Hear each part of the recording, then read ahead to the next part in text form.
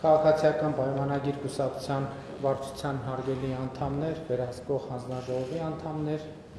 տարածքային կազմակերպությունների խորհուրդների հարգելի անդամներ, աշխատանքային խմբերի հարգելի ներկայացուցիչներ, սիրելի համակիրներ, հարգելի նվիրատուներ, ողջունում եմ բոլորիդ եւ ուրախ եմ ձեզ տեսնելու համար։ Այսօր մեր գալա միջոցառումն է, որը նվիրված է նախ Գյումրիում եւ Փարաքարում քաղաքացիական պայմանագիր կուսակցության նախընտրական ծրագրի հիմնադրույթների ներկայացմանը եւ մենք այսօր նաեւ դրամահավաքի գործընթացի ըստ էության այս փուլի ամփոփումն եմ կանում։ Ուզում եմ հիշեցնել, որ դրամահավաքը, որը այս տարի եւ սրանից հետո միշտ այդպես է լինելու, տեղի է ունենում առցանց եղանակով, արդեն մի շաբաթից ավել սկսվել է, այդ ընթացքում արդեն տեղի են ունեցել նվիրատվություններ եւ կարող ենք հստակ ասել, որ օրենքով սահմանված ֆինանսական ծախսերը կկարողանանք այդ դրամահավաքի շնորհիվ իրականացնել, իհարկե նաեւ դրամահավաքը շարունակվում է եւ կուսակցության ընթացիկ կարիքների համար նույնպես այդ դրամահավաքը կծառայի։ Ես ուզում եմ բոլոր նվիրատուներին շնորհակալություն հայտնել այս կարևոր աջակցության համար եւ կարծում եմ, որ կարևոր է, որ այս մշակույթը, որը քաղաքացիական պայմանագիր կուսակցությունը ստեղծման առաջին օրից ներդրել է, այդ մշակույթը խորանա եւ ավելի ինստիտուցիոնալ, ավելի թափանցիկ տեսք ստանա։ Իհարկե, հիմնական թեման Գյումրիում եւ Փարաքարում արտահերթ ընտրություններն են համայնքների եւ ուզում եմ խոսել նաեւ որոշ հանգամանքների մասին, որովհետեւ Գյումրիում եւ Փարաքարում տարբեր հանգամանքներում են արտահերթ ընտրություններ նշանակվել, բայց կարևոր է ընդգծել, թե ինչ հանգամանքներում եւ ինչ պատճառով է Գյումրիում մասնավորապես տեղի ունենում արտահերթ ավագանու ընտրություններ։ Եվ իրականում կարծում եմ ընտրությունների պատճառը նաև որոշակիորեն քաղաքականացման մակարդակը ընտրությունների մեծացրել է։ Կուսակցության հարգելի ընկերներ, վերջին տարիներին մեզ ամենաշատը ինչի համար են քննադատում։ Մեզ ամենաշատը քննադատում են նրա համար, որ մենք հեղափոխությունից հետո խոստանալով թալանվածը հետ վերադարձնել, այդ գործում այնքան էլ մեծ հաջողություններ չունենք։ Իրականում ես պիտի չհամաձայնվեմ այս տեսակետի հետ եւ այն, որ Գյումրիում տեղի են ունենում արտահերթ ընտրություններ, ինչ որ առումով այդ գործընթացում մեր ինստիտուցիոնալ հաջողության ուղղակի վկայություն է։ Ինչ նկատի ունեմ, ուզում եմ հիշեցնել, թե Գյումրիի ավագանում, երբ խնդիր առաջացավ, երբ Հայաստանի Հանրապետության վերջին տարիներին ընդունված օրենսդրական փոփոխությունների եւ նոր ձևավորված ինստիտուտների գործունեության արդյունքում արձանագրվեց, որ Գյումրիի կարևորագույն սիմվոլներից մեկը Սև բերդը սեփականաշնորհվել է ապօրինի ձևով եւ պետք է վերադարձվի համայնքին։ Գլխավոր դատախազությունը օրենքով սահմանված կարգով դիմեց Գյումրիի ավագանուն, որպեսզի ավագանին դիմի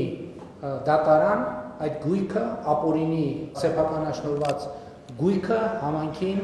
վերադարձնելու համար։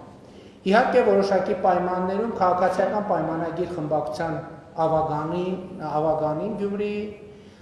հանդես եկավ նախաձեռնությամբ եւ այդ պայմաններում ըստ էության ավագանին կողմ քվեարկեց, բայց պիտի պարզվեր, որ դրանով աշխատանքը ավարտված չէ եւ Գյումրիի քաղաքապետարանը պետք է դատարանում պաշտպանի այդ հայցը, բայց ամենակարևորը ներդրվում է նոր ինստիտուտ, հենց կոնկրետ Գյումրիում, ընդհանրապես Հայաստանի Հանրապետությունում, որը արդեն ոչ թե քաղաքական որոշումների, ոչ թե քաղաքական նյարդերի, այլ ինստիտուցիոնալ ձևով պետք է Գյումրիում եւ Հանրապետության մնացած համայնքներում իրականացվի ապօրինի սեփականաշնորհված ժողովրդական լեզվով ասած թալանված կամ գողացված գույքը։ Ահա այստեղ է որ առաջացավ քաղաքական ճգնաժամ եւ ըստ էության Գյումրիի ավագանու մեծամասնությունը հրաժարական տալով հայտարարեց, որ ինքը հրաժարվում է սպասարկել այդ օրակարգը։ Սա է քաղաքական պատճառը, որ Գյումրիում տեղի են ունենում արտահերթ ավագանու ընտրություններ եւ ավագանու ընտրությունները տեղի են ունենում այն պատճառով, որ Գյումրիի ավագանին հռչակեց, որ ինքը հրաժարվում է գյումրեցիներից գողացված գույքի վերադարձի օրակարգը սպասարկել։ Սա շատ կարևոր է արձանագրելու համար։ Եվ այս ընտրությունները իրականում հենց այս համատեքստը եւ այս ենթատեքստը ունեն։ Բայց միջև այդ համատեքստին ու ենթատեքստին անդրադառնալը սա շատ լավ առիթ է, որպեսզի մենք ի վերջո համակարգված ձևով արձագանքենք այդ մեղադրանքներին։ Արդյոք մենք հետևողական ենք ժողովրդից թալանվածը վերադարձնելու ճանապարհին, թե այնուամենայնիվ մենք գնացել ենք այդտեղ կոմպրոմիսների, մեր քաղաքական կամքը նվազել է, մեր վճռականությունը նվազել է եւ մենք հետ քայլեր ենք արել։ Ես կարող եմ միանշանակ ասել ոչ, մեր կամքը ոչ միայն չի նվազել, մեր կամքը դարձել է պետական ինստիտուտ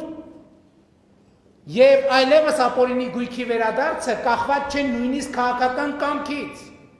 Դա այլևս իրավական գործընթաց է եւ վերջին տարիներին մենք մի քանի նոր ինստիտուտներ ենք ստեղծել, այսօր ես ուզում եմ արձանագրենք, թե ապօրինի գույքի վերադարձի քանի ինստիտուտ կա այսօր Հայաստանի Հանրապետությունում։ Դրանցից մեկը քրեական գործերով գույքի բռնագանձման համակարգն է։ Այդ համակարգով մենք արդեն իսկ ունենք բռնագանձված եւ պետությանը եւ ժողովրդին վերադարձված գույքեր։ Երկրորդ համակարգը պետական շահերի պաշտպանության համակարգն է, որով նույնպես այս տարիներին վերադարձվել են եւ հիմա էլ վերադարձվում են գողացված գույքեր, ապօրինի սեփակ կանաչնորված ապօրինի ձեռք բերված գույքեր։ Հաջորդը ապօրինի գույքի վերադարձի համակարգն է, որով արդեն Հայաստանի Հանրապետությունում կան օրինական ուժի մեջ մտած դատավճիռներ։ Հաջորդը համայնքային շահի պաշտպանության ինստիտուտն է, որը ելի նոր հիմնադրված ինստիտուտ է եւ որով արդեն Հայաստանի Հանրապետությունում կան վերադարձված գույքեր։ Գիտեք, եւ սա շատ կարեւոր է արձանագրել, բայց կարեւոր է նաեւ պատասխանել մի կարեւոր եւ էական հարցի։ Իսկ ինչու ենք մենք գնացել այսպիսի երկար ճանապարհով։ Մի քանի պատճառով։ Առաջինը 2018-19 թվականին մենք որոշակի այսպես հեղափոխական կամքով մի քանի մարդկանցից, որոնց պայմանականորեն կարելի է անվանել հավաքական Սաշի կանոնով, մի քանի մարդկանցից մի քանի տասնյակ միլիոն դոլարի գույք մենք վերադարձրինք։ Բայց 1, 2, 3 մենք հասկացանք, որ համակարգը այդպես չի կարող աշխատել, որովհետև շատերը հավաքական պայմանական Սաշիկից շատ ավելի խելոք է եւ նրանց իրենց գույքերը ոչ թե միտեղ են դրել մի մարդու անունով, այլ դրել են 10, 15 տեղ, 20 տեղ Հայաստանից դուրս եւ տասնյակ մարդկանց անունով։ Եվ հարկավոր է ստեղծել համակարգ, որպեսզի գնա այդ գույքերի հետևից, հատիկ, գնա այդ գույքերի հետևից, տեղորոշի, կոորդինատավորի, ստեղծի իրավական համակարգեր, որպեսզի մենք ոչ միայն կարողանանք այդ գույքերը վերադարձնել, այլև մեր երկրի իրավական, ժողովրդավարական, օրենքի գերակայության իմիջին վնաս չհասցնենք, դրանով չմեծացնենք մեր երկրի խոցելիությունները։ Եվ այսօր ահա հենց այս առիթով ես ուրախ եմ եւ հպարտ եմ զեկուցել, որ այդ համակարգը այլևս գործարկված է։ Ես շատերն են ընդդիմադիրներից հիշեցնում իմ խոսքերը 2018-19 թվականներին, երբ որ ես ասել եմ կոպեկ առ կոպեկ վերադարձնելու ենք, հատիկ առ հատիկ վերադարձնելու ենք։ Եվ ես իմ Facebook-յան էջում արդեն մի շարք եմ սկսել, որը հույս ունեմ եւ համոզված եմ, որ առաջիկա տարիներին չի ավարտվելու այդ շարքը, եւ մենք պետք է ժողովրդին զեկուցենք, թե ինչ ենք վերադարձրել։ Եվ ուզում եմ նաեւ ընդգծել, այս վերջերս ես իմ էջում դրել էի 2010 թվականի արտադրության ապօրինի ձեռք բերված որպես ապօրինի գույք Range Rover-ի վերադարձ եւ էլի ինդիմադիրները սրանով էլի ժողովրդին խափում են ոչ, դա հենց նրա ապացույցն է, որ հատիկ առ հատիկը բարիս բուն իմաստով հատիկ առ հատիկ է։ Եթե տենց դուր չի գալիս, ուրեմն Range Rover առ Range Rover ենք վերադարձնելու, բրաբուս առ բրաբուս, յաշիկ առ յաշիկ։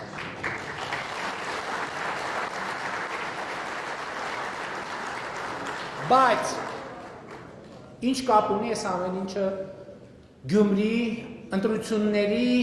ծագումնաբանության եւ ընթացքի հետ։ Կապը շատ մեծ է, որովհետեւ նրանք, ովքեր արդեն ինքնահայտարարագրվել են Գյումրիի ընտրություններին մասնակցելու, նրանց մասնակցությունը ընդամենը ունի մի համատեքստ։ Նրանք դուրս են եկել իրենց գողացված գույքերը պաշտպանելու վերջին կռվին եւ վերջին ճակատամարտին։ Նրանք դուրս են եկել իրենց թալանածը պաշտպանելու վերջին մարտին ու ճակատամարտին։ Որովհետեւ ես վերջին օրերը այս դիտանկյունից նայեցի եւ Գյումրիի ընտրություններին մասնակցում է 300-ից 350 միլիոն դոլարի ապօրինի ձեռք բերված գույք, որը սպասվում է վերադարձի Հայաստանի Հանրապետությանը եւ ժողովրդին ի սեփականություն։ Ընդ որում հայտնի են ումն են այդ գույքերը։ Դրանք Միշիկի գույքերն են, դրանք Վարդանիկի գույքերն են, դրանք Ռոբիկի գույքերն են եւ դրանք Սերժիկի գույքերն են։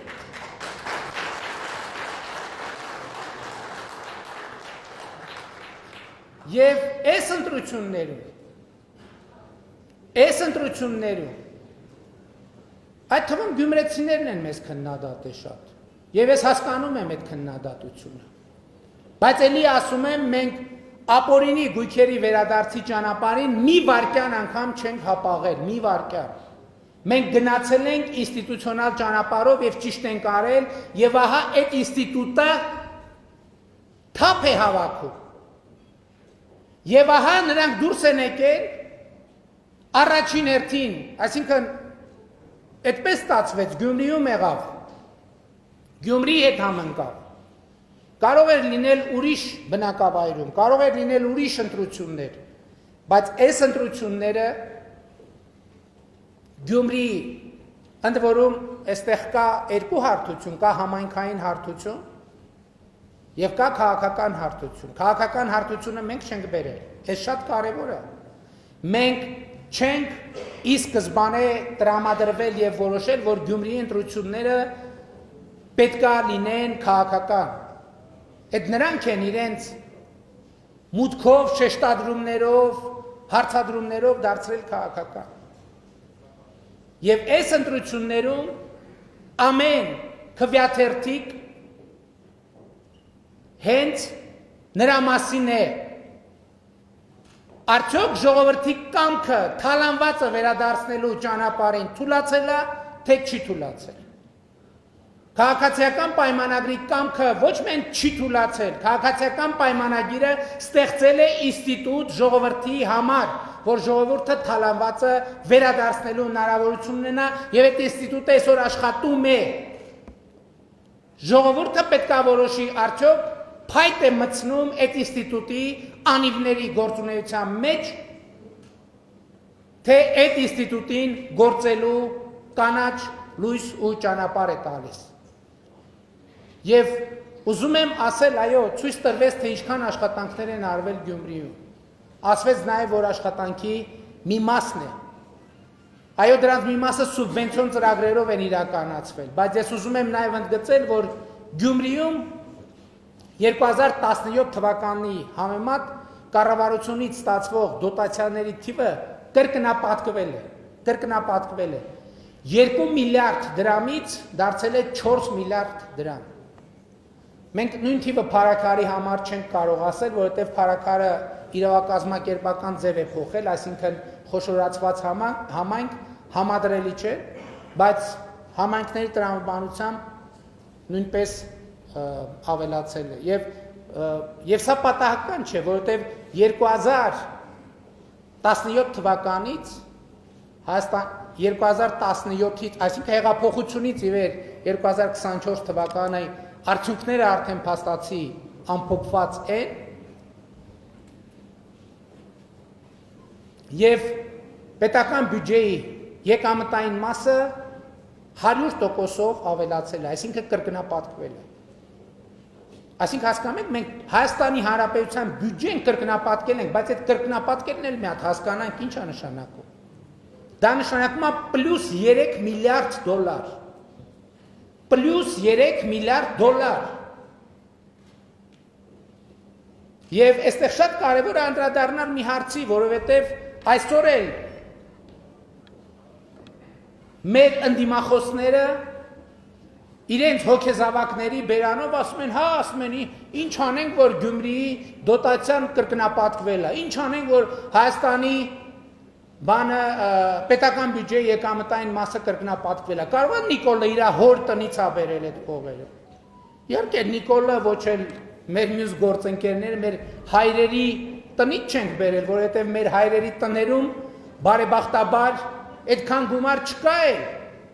Բայց շատ կարևոր է արձանագրել,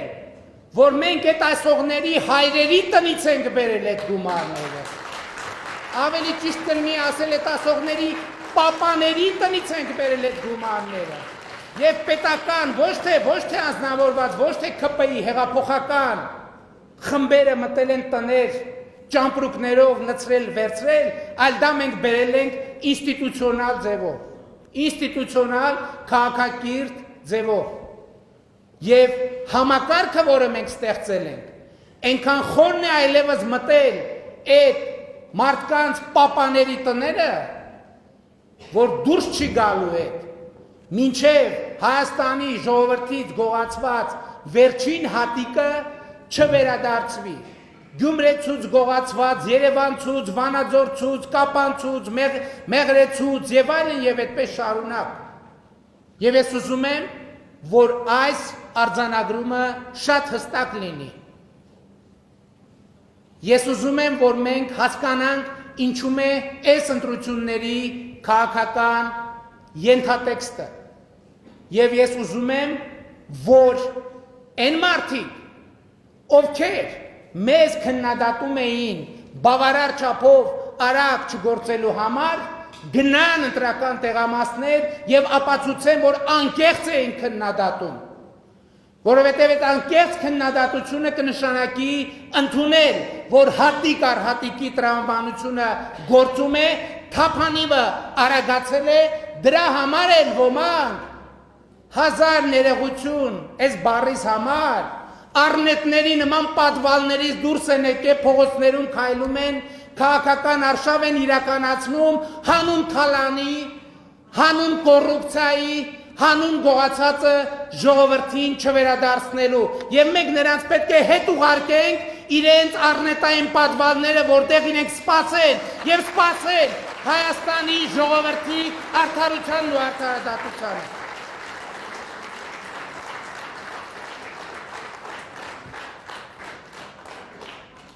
Հիմա քաղաքային համատեքստի մասին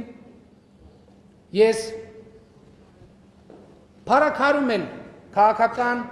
Այս նույն ենթատեքստը իրականում կա, բայց այդքան վառ կերպով արտահայտված չի։ Բայց ես այսօր ուզում եմ նաև քաղաքային համատեքստին անդրադառնալ, ընդ որում քաղաքային համատեքստին անդրադառնալ այդ մասին շատ բան չասելով։ Ինչու՞։ Որովհետև կա առանձնահատկություն։ Գյումրիի ավագանի ընտրությունների առնվազն առաջնորդող հատվածը Փարաքարի ավագանու ընտրությունների առնվազն առաջնորդող հատվածը, ես նկատի ունեմ քաղաքացիական պայմանագիր կուսակցության համամասնական ցուցակի։ Գյումրեցին է որոշել, ժողովուրդ ջան։ Մենք չենք որոշել։ Մենք չենք որոշել, որ Երևանում քաղաքացիական պայմանագիր կուսակցության վարչությունում կամ կառավարության սենյակում նստած չենք որոշել, այս մեկը թող առաջինն լինի, այս մեկը երկրորդ, այս մեկը երրորդ, այս մեկը չորրորդ։ Դա որոշել է Գյումրեցին։ Գյումրեցին է որոշել, որ Սարիկ Մինասյանը պետք է լինի Գյումրիի քաղաքապետի պաշտոնակատար։ Փարաքարցին է որոշել, որ Լուդվիգ Գյուլնազարյանը պետք է լինի Փարաքարի համայնքի ղեկավարի պաշտոնակատար։ Ընդ որում ես ուզում եմ Փարաքարի արտահերթ ընտրությունների հանգամանքներին էլ վերադառնալ։ Մենք նաև Փարաքարում գիտեք, որ պարոն Գյուլնազարյանը ընտրված էր կոալիցիոն հուշագրի գործունեության ընթացքում, բայց նաև մենք եւ նաև պարոն Գյուլնազարյանը ինքը քաղաքական կամք ցուցաբերեցինք, որպեսզի նաև ինչ որ առումով բարեվարկության մի նոր ստանդարտ դրեցինք, որ երբ որ պաշտոնյայի անունը ինչքան արդար, ինչքան անարդար, բայց տվյալ դեպքում տեղի էր ունեցել մի իրավիճակ, որը անհրաժեշտ էր պարզաբանումներ տալ, եւ այն, որ իշխանության թիմի ներկայացուցիչը այդտեղ հայտնվել սխալ պահին, սխալ տեղում, այդ հետո պետք է բանարվեր, պարզվեր, որովհետեւ այդ պահին պարզ չէր դա։ Եվ պարոն Գյուլնազարյանը հրաժարական տվեց եւ տեղի ունեցավ օբյեկտիվ քննություն եւ նախ ես ուզում եմ պարոն Գյուլնազարյանին շնորհակալություն հայտնել այդ որոշման համար, որովհետեւ հասկանալիորեն դա հեշտ որոշում չի եղել։ Բայց նաև ուրախ եմ ու հպարտ եմ մեզ համար, որ ի վերջո պարզվեց, պարզաբանվեց, ապացուցվեց, հիմնավորվեց, որ իրականում իրոք սխալ պահի, սխալ տեղում է հայտնվել, եւ մենք եւ կուսակցությունը ըստ էության այդ իրադրության դատը հանձնեց փարաքարցիներին, որովհետեւ այդտեղ իրավական դատի տեղ չկար, կար քաղաքական դատի տեղ, եւ մենք այդ քաղաքական դատը ըստ էության հանձնեցինք փարաքարցիներին եւ փարաքարցիները կայացրին իրենց որոշումը եւ նաեւ փարաքարցիներին մեր սիրելի ուզում եմ դրա համար էլ շնորհակալություն հայտնել եւ ընդ որում մեր ցուցակի առաջին հատվածը առաջին 5 հորիզոնականը ձևավորվել է գյումրեցիների եւ փարաքարցիների ընտրությամբ Եվ ես ուզում եմ ասել, որ ըստ էության այս ընտրություններում գյումրեցիները պիտի ընտրեն իրենց ընտրածների։ Գյումրեցիները եւ փարաքարցիները պիտի ընտրեն իրենց ընտրածի։ Մենք չէ, որ որոշել ենք, որ այսինքն մենք որոշել ենք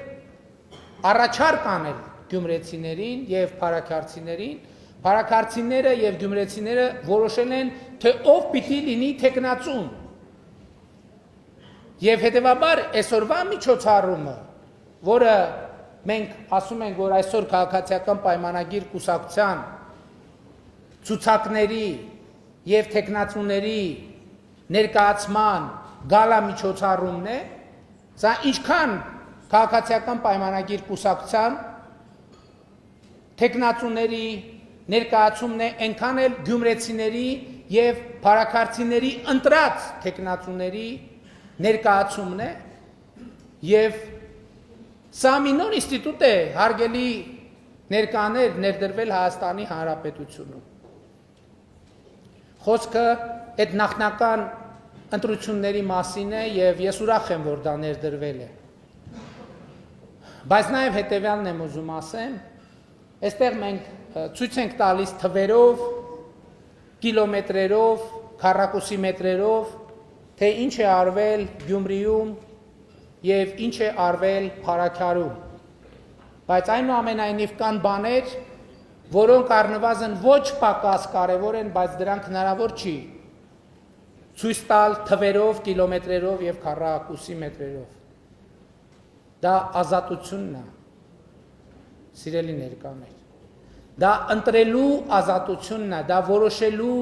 ազատությունն է։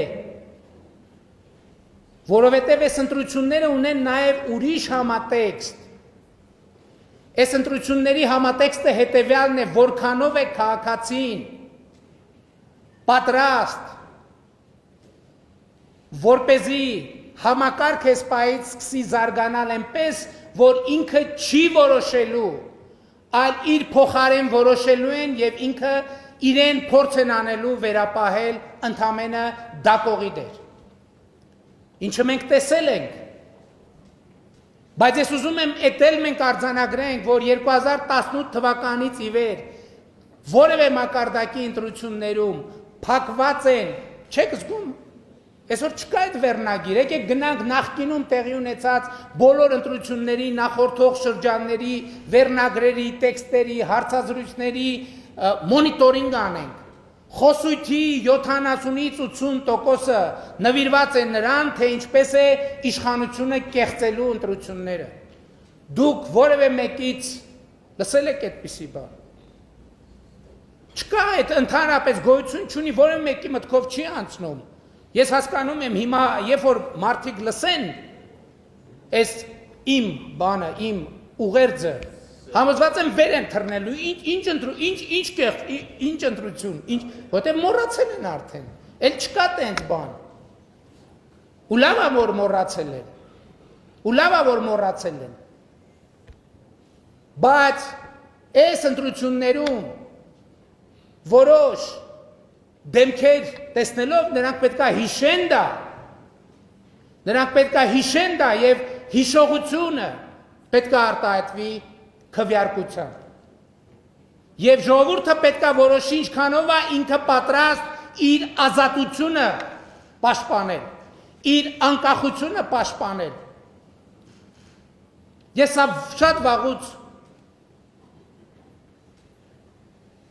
արձանագրել եմ, բայց գուցե հաճախ չեմ բարձրաձայնել, որովհետև մենք վերջին 7 տարիներին անցել ենք շատ բարդ եւ դժվար իրավիճակներով։ Մենք շատ կորուստներ ենք ունեցել, բայց ի վերջո մենք պետք է ունենանք համարձակություն, բարձր եւ հստակ ասել, որ մենք ունեցել ենք շատ կորուստներ ու ձեռք ենք բերել ավելի մեծ անկախություն, չուզեցա ասեմ ձեռք ենք բերել անկախություն, բայց կարող ենք ասել, որ ձեռք ենք բերել անկախություն, որ ձեռք ենք բերում անկախություն, որ ձեռք ենք բերում պետականություն, որ ձեռք ենք բերում ինքնիշխանություն, որ ձեռք ենք բերում ազատություն եւ ձեռք ենք բերում ապագա, եւ այս ընտրությունները նաեւ դրա մասին են, ինչքանով է Հայաստանի Հանրապետության քաղաքացին, գյումրեցին, փարաքարցին պատրաստ քվեարկել իր ազատության, իր անկախության, իր ինքնաշխանության, իր պետականության եւ իր ապագայի համար։ Այն նաեւ սրա մասին է այս ընտրությունը, սիրելի ընկերներ։